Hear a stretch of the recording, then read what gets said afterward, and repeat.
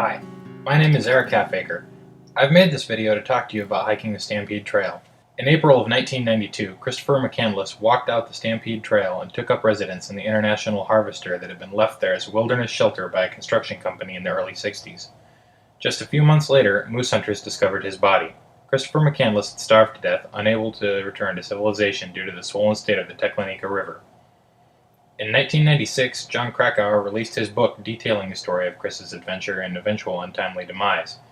In 2007, Sean Penn released the movie Into the Wild. The Stampede Trail, after seeing next to no traffic for decades, was suddenly in the public eye. People wanted to see the bus that was McCandless's final resting place. As the number of people trying to get to the bus has increased, so have the number of people having to be rescued in the area. Concern over this fact has led some locals to discourage would-be hikers from making the trek. The Healy Chamber of Commerce has posted a page warning people of the dangers involved in hiking to the bus. In general, though, there is a lack of accurate information about the trail available today. Hopefully, after this video, you'll have a better understanding of what the trail is really like. If you decide that you are capable and want to make the trek, this video will help you prepare. From the town of Healy, go north on the Parks Highway just a few more miles until you hit Stampede Road. Turn left and drive until you reach 8 Mile Lake. There is no sign, but the gravel road turns into a rutted four-wheeler trail at this point, and you'll be able to tell the difference. Unless you are very sure of your vehicle's off-roading capabilities and your own skills, start your hike here. Doing otherwise can be a costly and time-consuming mistake. From 8 Mile Lake, it is about 20 miles to the bus itself. These are the coordinates for the bus. Before you go, enter them into your GPS if you have one. Along the way, you will cross many streams, but the two big crossings are the Savage River here and the much larger Teklanika River here. Definitely get your own good map of the area before going.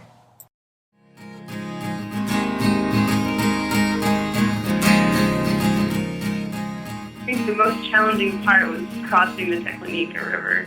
It was really, really tall. The water was, it's got to be between 34 and 35 degrees. The current was really strong.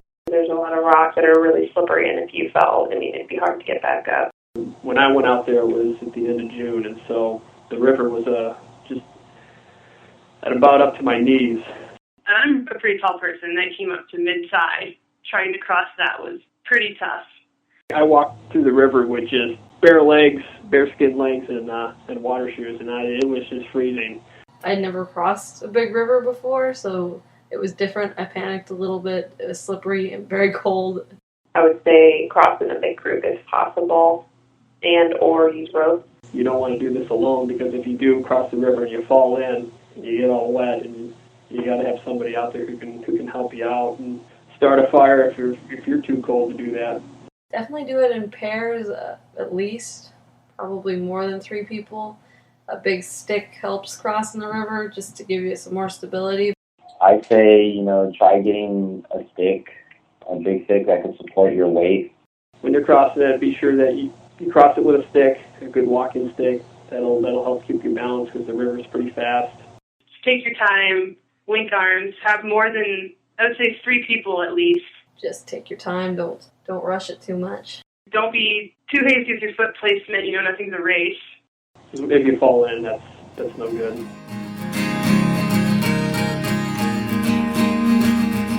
We saw a lot of evidence of bears, including footprints and fecal matter, but we didn't see any bears at all. We saw a few tracks. A couple of big bear prints and some scat, but no active, maybe some in the distance, but no actual bears. We did see some evidence of bears. We ran into this torn-up camper's pack. We found a torn-up backpack with some prints next to it that was shredded pretty darn well. When we went back to get the car on the Stampede on the road there, we saw a couple bears. I always think it's a good idea to have a gun with you. Even if you don't intend to use it, just having it is just for safety purposes, but it's a good idea. I would definitely suggest bringing a gun. It made me more comfortable to have them around, and you can't be too careful when bears are around. And if not a gun, bear spray, you have to have something out there. Having a stick to beat a bear with is not enough protection.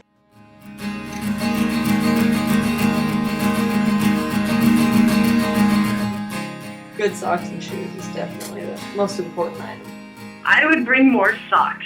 lots of socks, and maybe some light shoes to change into for those creeks, because there's just so many creeks you have to cross. Other than that, just bring a lot of socks so you can just keep changing out of them so you have something dry at the end of the day. Good shoes, definitely. Less blisters, more socks.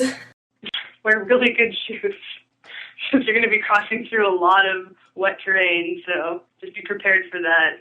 Hike was approximately 40 miles. We did it in 48 hours, spread across 3 actual days. 10 miles in the first night to our base camp area, and then 20 miles to and from the bus from that campsite on Saturday, then 10 miles out on Sunday. I think that just the fatigue and muscle pain and blisters and everything was the hardest part. We weren't necessarily hungry or we weren't lost, and even crossing the river wasn't that hard. I would definitely talk to anybody thinking about it about how much hiking they've done in the past. It is a big hike. There's no one out there. It's a little daunting. Yeah, you're not having to climb up any steep hills or anything. It's the distance that really gets to you. I would buy some shoes that I tried out for weeks in advance and walk around in them for about 20 miles just to make sure that they didn't give me blisters. I would recommend, if they have done any hiking before, that they at least prepare themselves by doing short hikes beforehand to get them in shape, because it is a very long hike. And make sure they bring the right equipment. I recommend that they bring a good pack, because whatever you pack out there, it'll be on your back the whole time. Make sure you bring mosquito protection for sure, because you're going to get eaten alive. Well, if you call or would say that mosquitoes is wildlife, yes, we saw a lot of wildlife. The mosquitoes were terrible out there.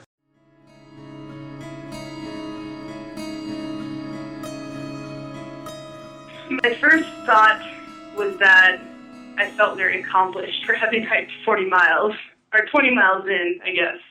But after a few minutes, it kind of set in that Chris, himself had made the bus his resting place, his final resting place, in search of stolen purpose to life. So it's a very powerful message. And it took a while for that to finally sink in after hiking so long, but the message was still there. When I stepped in the bus, I got goosebumps all over.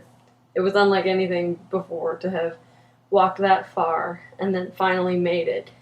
To see everything just like it was in the movie, it was unreal. Yeah, it's like you're stepping into somebody else's life, stepping into this bus, and just knowing that kid came out here and trying to fulfill his dream and then died in the process. It was very, very moving for me. To summarize, prepare yourself for the following challenges: a very long distance, a major river crossing, poor trail conditions, bears, and mosquitoes. Remember to bring the following things: plenty of food and water, or a filter to filter the streams you'll come across, a bear gun or bear spray, lots of socks, bug spray, and first aid supplies. So you should now be able to decide for yourself if doing the trail is really something you are capable of. If you believe it is, make sure you are well prepared, not only for the obvious challenges of the trek, but also for any unexpected accidents or situations that might occur. The Alaskan backcountry is very unforgiving, and minor setbacks can turn into major life-threatening crises for the unprepared. If you are going, good luck and enjoy the trail. It truly is beautiful country out there. If you would like more information about the trail, feel free to contact me at Erik@halfacreimages.com.